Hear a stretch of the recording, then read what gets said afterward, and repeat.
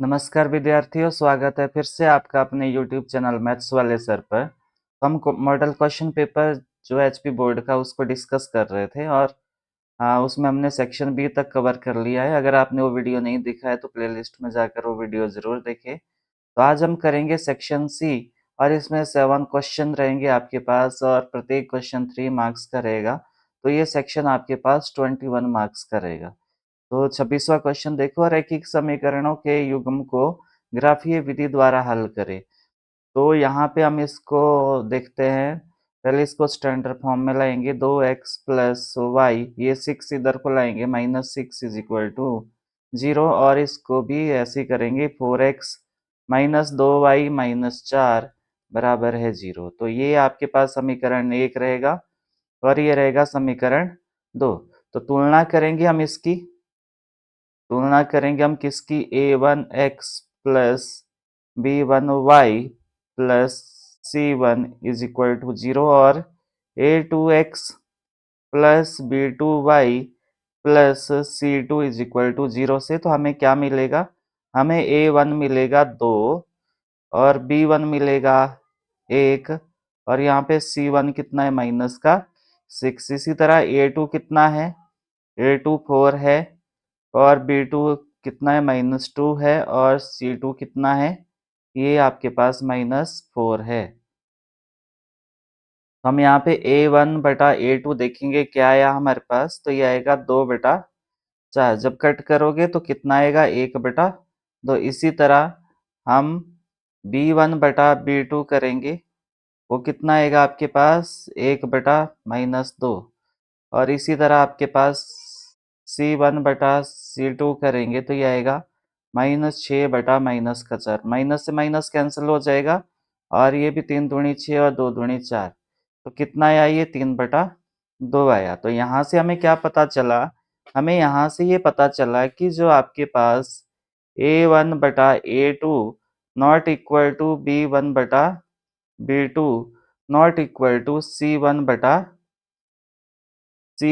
C2। जब ऐसी स्थिति आती है तो रेखाएं क्या करेगी? जो इनका ग्राफ होगा वो क्या करेगा? प्रतिच्छेद करेगी रेखाएं प्रतिच्छेद करेगी और इसका केवल एक ही हल होगा। रेखाएं प्रतिच्छेद करेगी और केवल एक अद्वितीय हल होगा। तो अब हमें क्या करना है? हमें हर एक समीकरण को अलग अलग से सॉल्व करना है। तो यहाँ पे समीकरण 1 से करेंगे हम। समीकरण 1 से क्या है आपके पास? समीकरण 1 2x प्लस वाई माइनस बराबर है 6, ये है। तो यहाँ पे y इधर ही रखो और 2x पार को ले जाओ तो y बनेगा 6 माइनस 2x और इसको नाम दे दो समीकरण 3।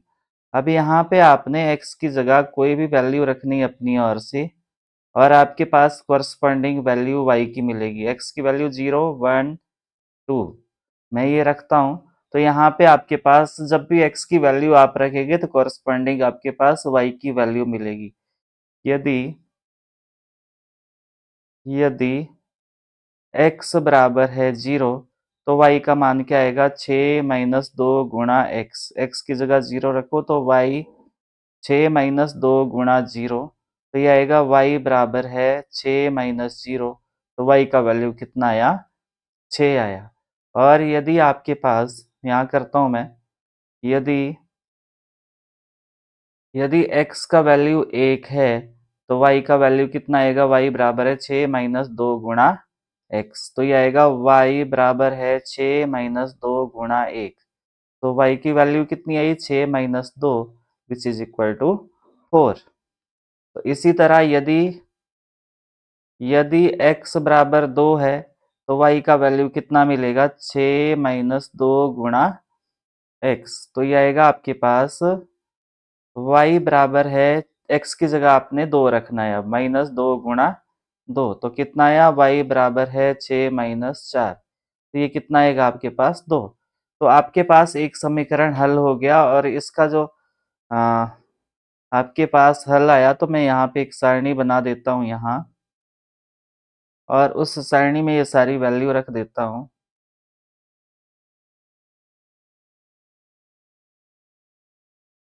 तो यहाँ पे एक सारणी बना दी मैंने। यहाँ पे x लिखो और यहाँ पे y। तो x की वैल्यू क्या थी? 0, 1 और 2। उसके कॉरस्पॉन्डिंग आपको वैल्यू मिली मिली होगी। तो यहाँ पे आपको 0 रखा तो 6 मिला, और जब 1 रखा तो 4, और जब 2 रखा तो y का वैल्यू भी आपको 2 मिला। तो ये टेबल जो बना किस समीकरण के लिए बना? 2x प्लस वाई बराबर है 6। तो इसी तरह आपने दूसरा समीकरण हल करना है। तो दूसरा समीकरण क्या है? नेक्स्ट पेज पे देखते हैं। 4x माइनस 2y बराबर है 4। एक मिनट में देख लूँ, यही है। 4x माइनस 2y बराबर है 4। 4x माइनस 2y बराबर है 4, यही समीकरण है। तो आपने इसको भी एक चर को पार को ले जाना, एक को यहीं रखोगे। तो ये आएगा 4x, यहीं रख रहा हूँ मैं, बराबर है 4 प्लस 2y।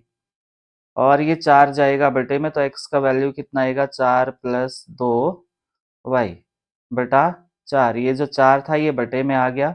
अब आपने यहाँ पे आपने y की जगह कोई भी वैल्यू रखनी है 0। अगर आप 2 रखोगे तो बटे में आएगा। तो आपने इस तरह रखना है कि बटे में ना आए। तो यहाँ पे मैं रखूँगा 2 और 4। ये अगर मैं ये वैल्यू रखता हूँ यहाँ पे, तो ये बटे में नहीं आएगा, बल्कि एक सिंगल पूर्ण संख्या मिलेगी आपको। तो यदि y बराबर है 0, तो x का वैल्यू कितना आया? x का वैल्यू आया आपके पास 4 प्लस 2 गुणा 0 बटा 4। तो ये आएगा आपके पास 4 बटा 4 विच इज इक्वल टू 1। और यदि y बराबर है 1, तो x का वैल्यू कितना आया? 4 प्लस 2 गुणा 1। 1 नहीं, 2 है वैल्यू, 2 बटा 4। तो कितना आया ये? 4 प्लस 4 बटा 4। तो ये आया आपके पास 8 बटा 4 विच इज इक्वल टू 2। यदि यदि x y बराबर है 4, तो x का वैल्यू कितना है? x बराबर है 4 प्लस 2 गुणा 4 बटा 4। तो ये कितना है आपके पास? 4 प्लस 8 बटा 4। तो ये आया आपके पास 12 बटा 4 विच इज इक्वल टू 3। तो इसी तरह आपने इसके लिए भी एक सारणी बनानी है, जैसे हमने पहले समीकरण के लिए बनाई थी। और यहाँ पे x लिखो और यहाँ पे y। तो y की वैल्यू आपने रखी 0, 2 और 4। इसके कॉरस्पॉन्डिंग आपको वैल्यू मिला 1, 2 और 3। तो ये किस समीकरण के लिए था? 4x माइनस 2y बराबर है 4। तो आपके पास दो सारणी मिल गई। एक पहले वाली क्या थी, वो भी मैं यही कॉपी कर लेता हूँ, ताकि ग्राफ बनाना इजी हो जाए।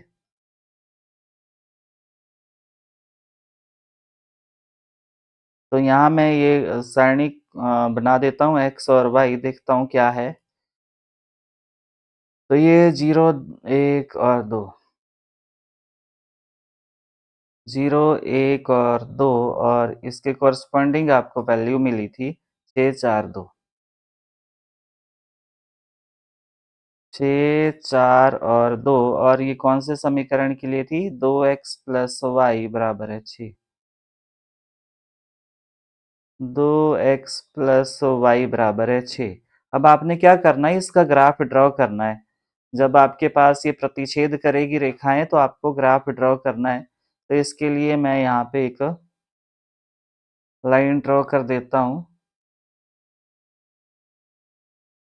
यहाँ ग्राफ बनाएंगे हम अभी।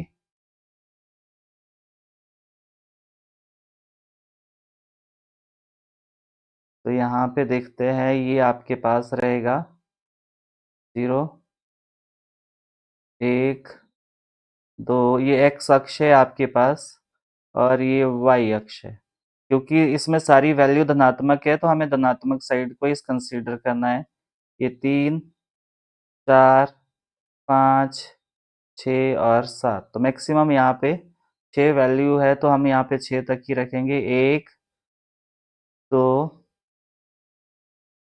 3, 4, 5 और 6 और ये 7। आपने क्या करना है, जब आप इसको पेयर उस पे बनाओगे, जब स्केल और उसकी हेल्प से बनाओगे, तो आपको ये बिल्कुल एग्जैक्ट मिलेगा। और अदरवाइज एग्जाम में ग्राफ पेपर मिलेगा तो उसमें आपको ज़्यादा लाइनें ढूंढने की आवश्यकता नहीं है।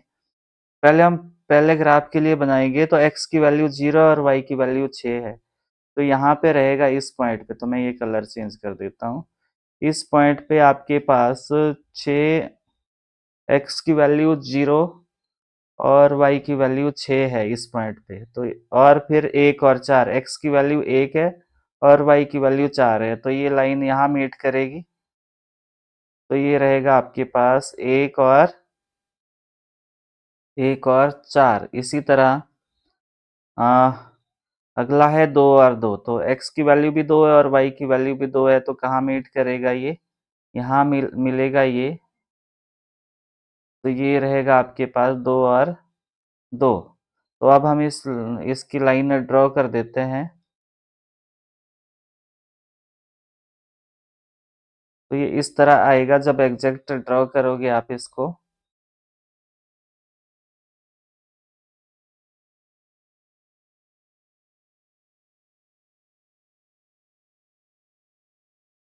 तो ये बनेगी इसकी लाइन।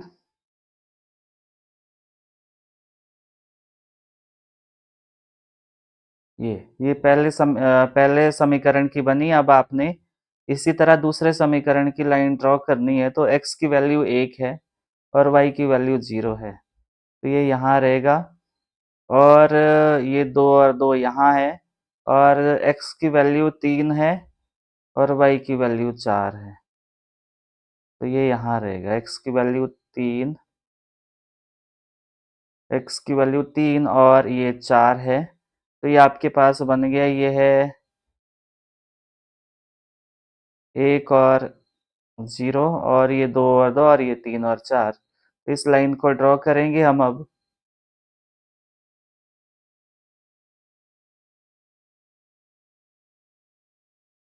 तो ये मिली आपके पास लाइन। तो इसी तरह आपने क्या करना है, अब ये जो कौन सा समीकरण की लाइन है वो भी आपने यहाँ पे मेंशन करना है। तो ये जैसे कौन से समीकरण की थी ये आपके पास 4x-2y बराबर 4 की थी। और ये वाली किसकी थी? ये वाली थी 2x प्लस वाई बराबर है 6। तो यहाँ पे एक ही हल मिला आपको इस वाले पॉइंट पे, तो इसका जो हल रहेगा वो 2 और 2 रहेगा। तो इस तरह रेखाएं प्रतिच्छेद करेगी। वो हमने पहले जब थ्योरी वाला पोर्शन किया था तो वहां से भी हमें पता चल गया था। यहाँ से यहाँ पे हमने मेंशन किया था कि रेखाएं प्रतिच्छेद करेगी जब ऐसी कंडीशन आपके पास होती है। तो मुझे उम्मीद है आपको समझ आया होगा। मूव करेंगे हम आगे। अगला क्वेश्चन है आपके पास, find a relationship between x and y such that the point x y is equidistance from the point 3, 6 and -3 and 4। तो x और y के बीच ऐसा संबंध ज्ञात करना है आपने। तो यहाँ पे आपके पास x और y के बीच संबंध ज्ञात करना है आपने। तो यहाँ पे कोई पॉइंट है p और q, और ये यहाँ पे कोई बिंदु है a, और इसके निर्देशांक आपके पास x और y है। ये बिंदु 3 और 6 और ये -3 और 4, ये इक्वी डिस्टेंस है, मतलब समदूरस्थ है। मतलब यहाँ पे पी ए जो है वो किसके बराबर है? पी बी के बराबर है। पी ए किसके बराबर है? पी बी के बराबर है। तो इनके बीच की दूरी हम फाइंड आउट करेंगे पहले। तो पहले हम पी ए निकालेंगे। पी ए,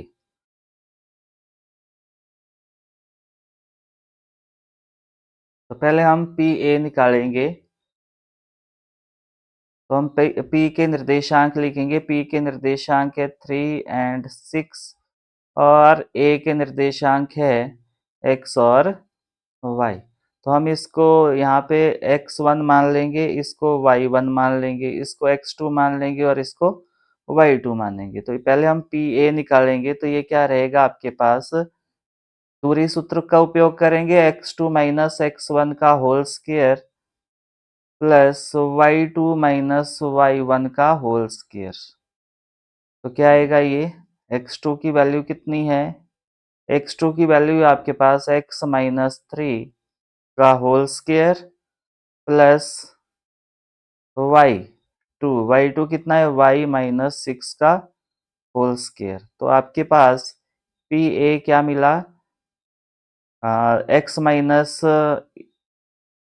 3 का whole square plus y minus 6 का होल स्क्वायर और पूरे का वर्गमूल। तो अब हम इसी तरह PB फाइंड आउट करेंगे। हम यहाँ पे PB फाइंड आउट करेंगे, P के निर्देशांक PQ निकालेंगे। एक मिनट, यहाँ पे मैं इरेज कर देता हूँ।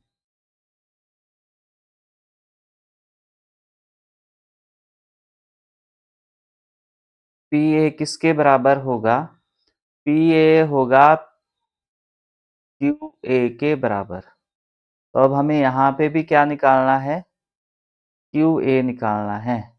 तो पहले मैं Q के निर्देशांक लिखूंगा, और Q के निर्देशांक क्या है, -3 एंड 4, और A के निर्देशांक क्या है, x और y। तो यहाँ पे इसको x1 मान लो, इसको y1 मान लो, इसको x2 मान लो, इसको y2 मान लो। तो इसी तरह QA क्या हो जाएगा आपके पास, ये हो जाएगा, वैसे ही यहाँ भी दूरी सूत्र का उपयोग करोगे, x2 माइनस x1 का whole square plus y2 minus y1 का होल स्क्वायर। तो ये आएगा आपके पास, x2 की वैल्यू कितनी है, x2 की वैल्यू x है माइनस, और x1 की वैल्यू कितनी है, -3। तो यहाँ पे ये वाला ब्रैकेट लगा दो, का होल स्क्वायर प्लस y2 की वैल्यू कितनी है, y माइनस 4 का होल स्क्वायर। तो यहाँ पे माइनस माइनस प्लस हो जाएगा, तो ये क्या मिलेगा आपको, ये मिलेगा x प्लस 3 का whole square plus y minus 4 का होल स्क्वायर। तो आपके पास अब ये वैल्यू मिल गई। तो ये समीकरण एक में रखेंगे हम, पी ए तथा QA का मान समीकरण एक में रखने पर, समीकरण एक में रखा तो क्या मिला, यहाँ पे ये आएगा x माइनस 3 का whole square plus y minus 6 का whole square is equal to किसके आएगा, x प्लस 3 का whole square plus y minus 4 का होल स्क्वायर।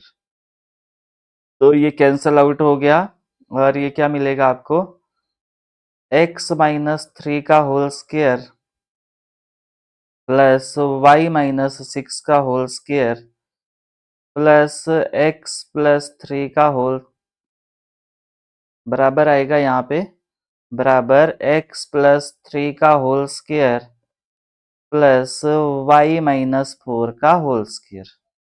तो इसको आप सॉल्व करो, तो ये क्या आएगा आपके पास, यहाँ पे a माइनस बी के होल स्क्वायर का फॉर्मूला लगेगा, तो a square plus b square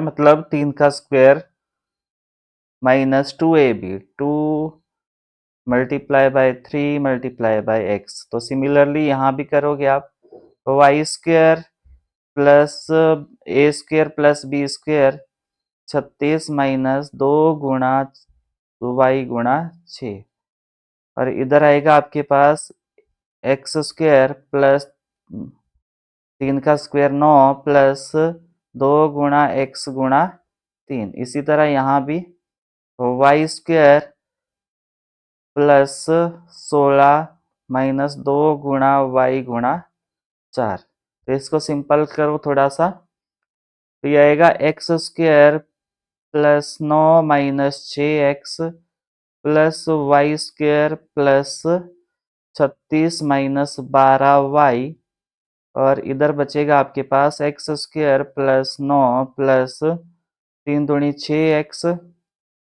और plus y square plus 16 minus 8y। तो यहाँ आप देख सकते हो एक्स स्क्वायर से ये वाला एक्स स्क्वायर कैंसिल हो जाएगा और प्लस वाई स्क्वायर से ये वाला वाई स्क्वायर कैंसिल हो गया। वापिस क्या मिला आपको? यहाँ पे बचेगा आपके पास 36 + 9, तो 36 + 9 हो गया 45 और माइनस 12y, और यहाँ पे बचेगा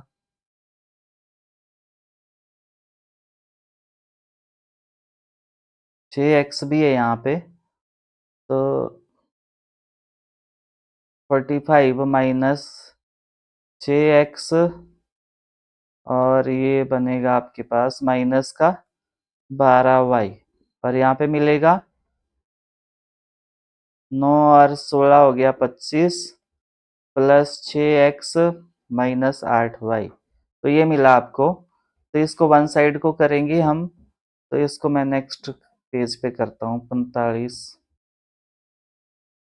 45 माइनस 6x माइनस 12y बराबर है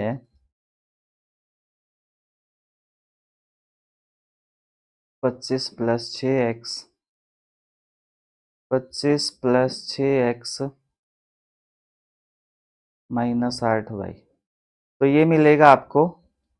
अब इसको वन साइड कर दो तो ये आएगा 45 minus 6x minus 12y minus 25 minus 6x, और ये माइनस का था तो प्लस का 8y हो गया, बराबर है 0। तो ये बनेगा आपके पास 6x की तरह ये है, तो ये आएगा माइनस का 12x minus 12y plus 8y, तो माइनस का 4y, और ये मिलेगा आपको 20 बराबर है 0। तो यहाँ से माइनस का 4 कॉमन लिया तो ये मिलेगा 3x प्लस वाई माइनस का 5 बराबर है 0। तो इसका मतलब क्या हुआ कि 3x plus y minus 5 is equal to 0 आया आपके पास, और 3x plus y is equal to 5 आया। तो ये रिलेशनशिप है इनके बीच, तो ये संबंध है इनके बीच, ये एक लाइन है आपके पास। तो मुझे उम्मीद है ये समझ आ गया होगा आपको, एक्स और वाई के बीच ये वाला रिलेशनशिप है। मूव करेंगे हम आगे। अगला क्वेश्चन ट्रिग्नोमेट्री से है। सिद्ध कीजिए कि ये वाला, तो हम पहले एक लेफ्ट हैंड साइड को लेंगे, लेफ्ट हैंड साइड। तो left hand side 1 plus secant theta upon secant theta, और आपको पता है कि जो सिकेंट थीटा होता है वो किसका उल्टा होता है? कॉस का उल्टा होता है।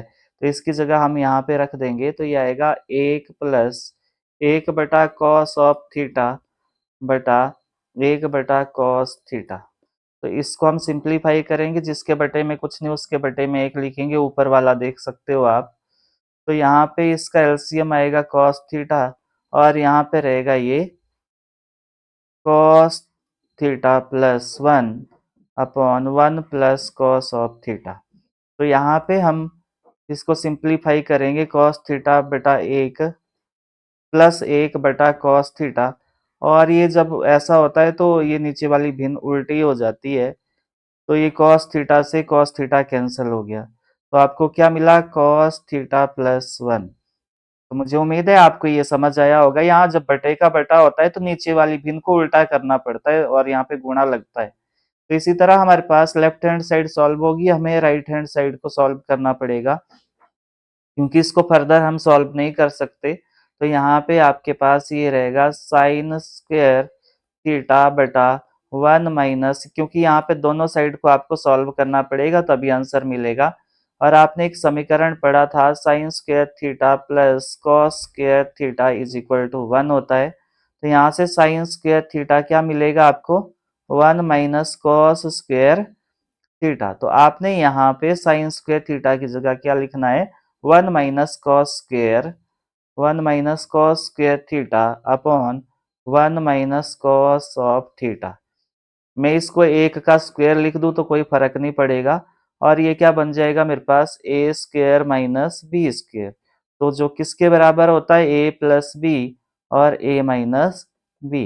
अगर मैं इस एक को ए मान लूँ और कॉस थीटा को बी मान लूँ तो ये वाला समीकरण यहाँ पे अप्लाई करता हूँ मैं, और ये मुझे इस तरह आंसर प्राप्त हो जाएगा। तो ये बनेगा 1 माइनस कॉस थीटा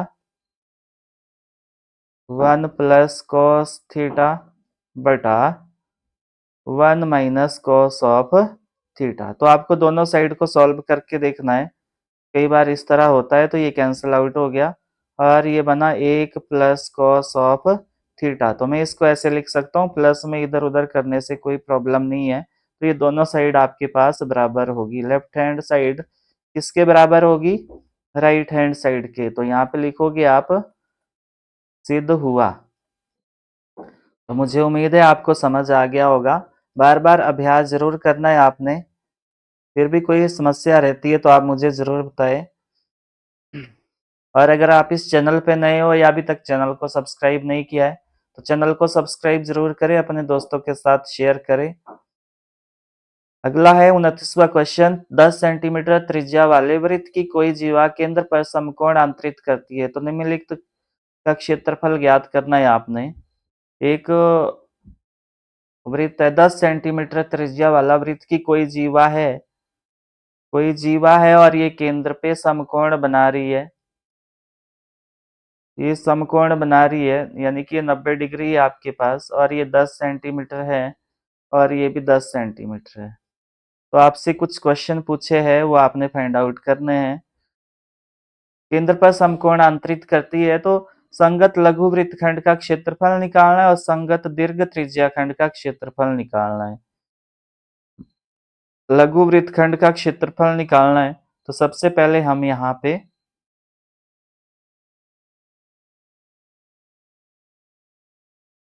हम क्या करेंगे, पहले संगत लघु वृत्तखंड का क्षेत्रफल निकालने के लिए हमें क्या करना पड़ेगा, लघु त्रिज्या खंड लघु पहले हम पहले क्वेश्चन को हल करेंगे। लघु त्रिज्या खंड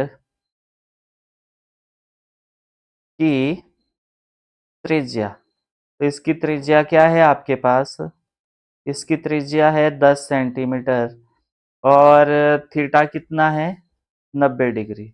तो लघु त्रिज्या खंड का क्षेत्रफल क्या होगा, लघु त्रिज्या खंड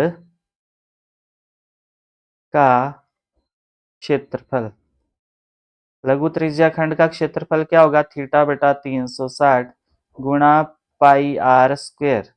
तो यहाँ पे थीटा की वैल्यू 90 डिग्री है बटा 360 गुणा पाई की वैल्यू, पाई की जगह 3.14 लेना है और आर की वैल्यू 10 का वर्ग है।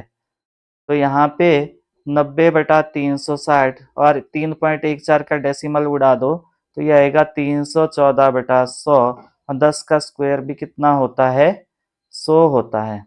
तो 100 से 100 कैंसिल हो गया, 9 एकम 9 और 0 से 0 काट दो पहले, 9 एकम 9 9 छक्का 36। तो क्या मिला आपको 314 बटा 4 सेंटीमीटर स्क्वायर। तो आप चाहो तो इसको डेसिमल में भी ले जा सकते हैं परंतु मैं अभी यही छोड़ रहा हूं। आपको निकालना क्या है, ये वाला क्षेत्रफल। लघु वृत्तखंड का क्षेत्रफल कैसे निकलेगा, लघु वृत्तखंड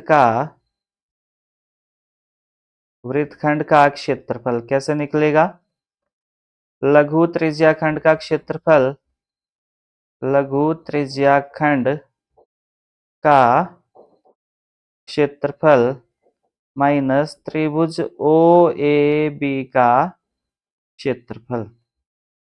तो लघु त्रिज्या खंड का क्षेत्रफल क्या होगा आपके पास 314 बटा 4 माइनस त्रिभुज का क्षेत्रफल क्या होगा 1/2 आधार गुणा ऊंचाई। तो आधार भी 10 है और ऊंचाई भी 10 है तो 5 दूनी 50 आया ये। तो ये कितना आएगा, मैं यहाँ कर देता हूँ।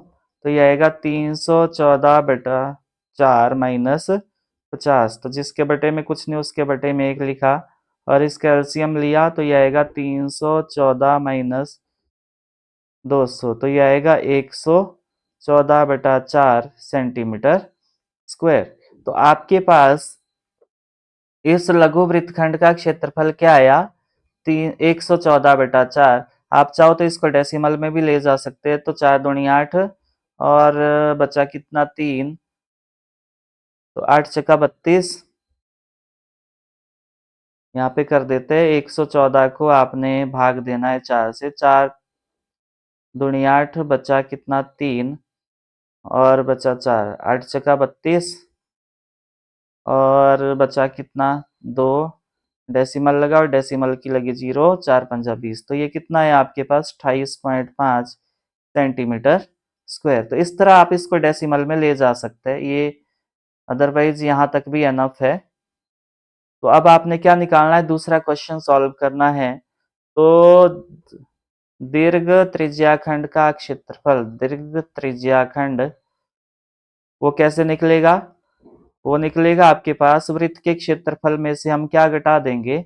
वृत्त का क्षेत्रफल माइनस लघु त्रिज्याखंड का, मतलब ये वाला घटा देंगे हम। मैं यहाँ इसको ये वाला घटा देंगे हम। ये आपके पास लघु त्रिज्याखंड है, तो लघु वृत्त में से जब लघु घटाएंगे तो ये वाला वापस बचेगा आपके पास। लघु त्रिज्याखंड का, लघु त्रिज्याखंड का क्षेत्रफल। तो वृत्त का क्षेत्रफल क्या होता है? पाई आर स्क्वायर। और लघु त्रिज्याखंड का क्षेत्रफल क्या है? 314/4 सेंटीमीटर स्क्वायर। तो पाई की वैल्यू 314 बटा, सॉरी 3.14 है और आर की वैल्यू है 10 का वर्ग माइनस 314/4 सेंटीमीटर स्क्वायर। तो इसको नेक्स्ट पेज पे करता हूं मैं। तो ये आएगा आपके पास 3.14 मल्टीप्लाई बाय 10 का वर्ग माइनस 314/4 सेंटीमीटर स्क्वायर। तो यहाँ भी डेसिमल उड़ा दो, तो ये बन जाएगा 314/100 और 10 का वर्ग भी 100 होता है, माइनस 314/4। तो 100 से 100 कैंसिल हो गया, तो क्या मिला? ये 314 माइनस 314/4। तो जिसके बटे में कुछ नहीं, उसके बटे में 1 लिख दिया। यहाँ पे एलसीएम लेंगे हम, तो एलसीएम आएगा 4 और जब इसको सॉल्व करेंगे हम तो ये आएगा आपके पास 1256 माइनस 314/4 सेंटीमीटर स्क्वायर। तो आपने 1256 में से 314 घटा देना है, ये आएगा आपके पास 942/4 सेंटीमीटर स्क्वायर। तो आपके पास दीर्घ त्रिज्याखंड, दीर्घ त्रिज्याखंड का क्षेत्रफल क्या है आपके पास? 942/4 सेंटीमीटर स्क्वायर। तो मुझे उम्मीद है आपको समझ आया होगा। मूव करेंगे हम आगे। अगला क्वेश्चन है आपके पास, यदि कॉट थीटा 7/8 है तो आपने इसका मान ज्ञात करना है। तो आपके पास यहाँ पे दो ऑप्शन है, या तो आप यहाँ पे एक त्रिभुज बना के साइन और कॉस का वैल्यू निकालो, या फिर इस क्वांटिटी को सॉल्व करो इसको। तो हम पहले इसी को सॉल्व करेंगे हम। 1 प्लस साइन थीटा और ये आएगा 1 minus sine theta upon 1 plus cos theta और 1 माइनस कॉस ऑफ थीटा। तो ये क्या बनेगा आपके पास? ये बना a प्लस बी और a माइनस बी, जो किसके बराबर होता है? A square minus b square की। तो यहाँ पे ये आएगा आपके पास 1 minus sine, 1 square minus sine square theta और ये आएगा 1 square minus cos square theta. तो जब इसको हम थोड़ा सा और सॉल्व करेंगे, एक का स्क्वायर एक ही होता है और sine square theta as it is लिखेंगे और ये आएगा 1 माइनस कॉस स्क्वायर थीटा। अब आपने एक क्वांटिटी पढ़ी है, समीकरण पढ़ी है, sine square theta plus cos square theta is equal to 1 होता है। तो एक बार साइन ले जाओ पार को, एक बार कॉस ले जाओ, तो साइन स्क्वायर थीटा क्या आ जाएगा, 1 माइनस कॉस स्क्वायर थीटा, और कॉस स्क्वायर थीटा क्या आ जाएगा, 1 माइनस साइन स्क्वायर थीटा। तो यहाँ पे आएगा 1 माइनस साइन स्क्वायर थीटा, ये आएगा कॉस स्क्वायर थीटा, और ये आएगा आपके पास साइन स्क्वायर थीटा। और आपको पता है कि जो कॉस थीटा बटा साइन थीटा है वो किसके बराबर होता है, वो कॉट थीटा के बराबर होता है। तो ये क्योंकि स्क्वायर है तो ये आएगा कॉट स्क्वायर थीटा। अब आपको वैल्यू निकालनी है, कॉट थीटा आपको ऑलरेडी दे रखा है कितना, 7/8। तो यहाँ पे वैल्यू रख दो, तो ये आएगा आपके पास 7/8 का होल स्क्वायर। तो इसका मतलब है 7 का भी स्क्वायर और 8 का भी स्क्वायर, 7 का स्क्वायर 49, 8 का स्क्वायर 64। तो ये आंसर आया आपके पास। मूव करेंगे हम आगे, अगला क्वेश्चन है आपके पास, find two number whose sum is 27 and product is 182। दो संख्याएं ज्ञात करें जिनका योग 27 है। तो माना संख्याएं हैं आपके पास, दो संख्याएं हैं आपके पास क्या, x और y, उनका योग कितना है, x plus y is equal to 27। और ये समीकरण 1 हो गया, और x y उनका प्रोडक्ट क्या होगा, अगर इन दोनों को हम गुणा करेंगे 182 होगा। तो इसको मान लो समीकरण 2। तो यहाँ समीकरण 1 से क्या करना है आपने, समीकरण 1 से क्या मिला आपको, x प्लस वाई बराबर है 27। तो यहाँ से x क्या आ जाएगा आपके पास, 27 माइनस वाई, ये आ गई समीकरण 3। तो x का मान कहाँ पे रखोगे, समीकरण 2 में रखने पर, 2 में रखने पर क्या, जब रखोगे x की जगह रखा आपने 27 माइनस वाई, और बाहर y है और बराबर है 182। तो ये अंदर मल्टीप्लाई कर दो, ये आएगा 27y माइनस वाई गुणा वाई हो जाएगा वाई स्क्वायर बराबर है 182। तो इसको सिस्टमेटिक ढंग से लिखेंगे हम, तो ये आएगा Y square minus 27y plus 182 बराबर है 0। अब आपने इसमें श्रीधराचार्य का द्विघाती सूत्र विधि लगाना है या गुणनखंड विधि लगाना है। तो 13 और 14 तो मैंने वहां पे सॉल्व कराया था आपको,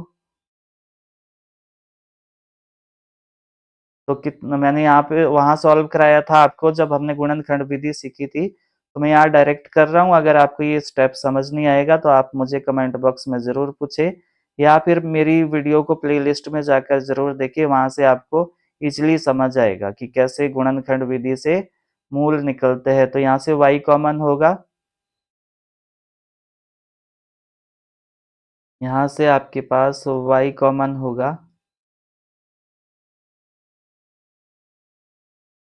यहाँ से y कॉमन है तो यहाँ पे y और -14 बचा, यहाँ से -13 कॉमन है तो ये बनेगा y -14 बराबर है 0। तो यहाँ से y -13 और y -14 बराबर है 0। तो यानी कि इसका मतलब है या तो y -13 0 के बराबर है, या फिर y -14 भी 0 के बराबर है। तो पार को ले जाओ तो y का वैल्यू मिला 13 और यहाँ से y का वैल्यू मिला 14। अगर आपके पास y का वैल्यू 13 है तो यहाँ पे x का वैल्यू कितना आएगा, समीकरण 1 से, समीकरण 1 से तो x प्लस वाई बराबर है 27। तो y की जगह क्या रखो, 13 रखो, बराबर है 27। तो x का वैल्यू कितना आया, 27 माइनस 13, तो x का वैल्यू आया 14। तो जब ये x की वैल्यू 14 आई तो y की वैल्यू कितनी थी, 13 थी। इसी तरह यहाँ भी कर सकते हो आप। तो समीकरण 1 से क्या मिला आपको, समीकरण 1 से x प्लस वाई बराबर है 27। तो y की जगह रखो 14 बराबर है 27। तो यहाँ पे x का वैल्यू कितना आया, 27 माइनस 14, तो x का वैल्यू कितना आया, 13। तो x का वैल्यू 13 कब आया, जब y का वैल्यू 14 था। तो ये करस्पॉन्डिंग पॉसिबल वैल्यूज है जो हो सकती है इसकी। तो अतः दो संख्याएं, अतः संख्याएं, क्या ये संख्याएं आपके पास 13 और 14। तो मुझे उम्मीद है आपको समझ आया होगा। अब मूव करेंगे हम इस सेक्शन का लास्ट क्वेश्चन है जो एक बिंदु ए से जो केंद्र से 5 सेंटीमीटर की दूरी पर है। एक बिंदु ए से जो केंद्र से कितना है 5 सेंटीमीटर दूर है और वृत्त की स्पर्श रेखा की लंबाई 4 सेंटीमीटर है। तो यहाँ से यहाँ को कितना है 4 सेंटीमीटर है। वृत्त की स्पर्श रेखा की वृत्त की त्रिज्या ज्ञात करनी है आपने। तो ये है आपके पास एक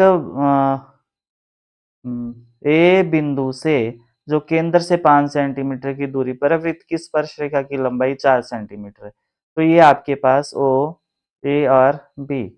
तो यहाँ पे आपने इस त्रिज्या को फाइंड आउट करना है। तो यहाँ पे हम पाइथागोरस प्रमेय का उपयोग करेंगे क्योंकि ये 90 डिग्री है आपके पास, तो ये आधार हो जाएगा यहाँ पे। आधार आधार हो जाएगा आपके पास ए बी। तो कितना है ये 4 सेंटीमीटर। और त्रिज्या त्रिज्या ओ ए ये कितनी है आपके पास आर। और इसका जो कर्ण है वो कर्ण मान लिया सबसे बड़ी भुजा ओ बी, ये कितनी है 5 सेंटीमीटर। तो यहाँ पाइथागोरस प्रमेय का उपयोग करना पड़ेगा। पाइथागोरस प्रमेय द्वारा। तो यहाँ पे कर्ण का वर्ग बराबर है आधार का वर्ग जमा लंब का वर्ग जमा लंब का वर्ग। तो कर्ण कितना है आपके पास 5 का वर्ग बराबर है आधार। आधार कितना है 4 का वर्ग और त्रिज्या आर स्क्वायर। तो यह आया 5 का स्क्वायर 25, 4 का स्क्वायर 16 प्लस आर स्क्वायर। तो 25 की साइड ले आओ 16 बराबर है आर स्क्वायर। तो यहाँ मैं ऐसे लिख सकता हूँ इसको आर स्क्वायर बराबर है 25 माइनस 16 कितना होता है 9। तो आर स्क्वायर नहीं चाहिए हमें, तो स्क्वायर बराबर से पार को ले जाएंगे तो इसका बन जाएगा वर्गमूल। तो आर कितना आया 3 सेंटीमीटर। तो आपके पास अतः लास्ट में क्या लिखना है अतः वृत्त की त्रिज्या वृत्त की त्रिज्या जिसको आर से डिनोट किया वो कितनी है 3 सेंटीमीटर। तो मुझे उम्मीद है आपको समझ आया होगा। ये भी बार बार अभ्यास जरूर करें आप। और अगर आप इस चैनल पे नए हो या अभी तक चैनल को सब्सक्राइब नहीं किया है तो चैनल को सब्सक्राइब जरूर करें, अपने दोस्तों के साथ शेयर करें।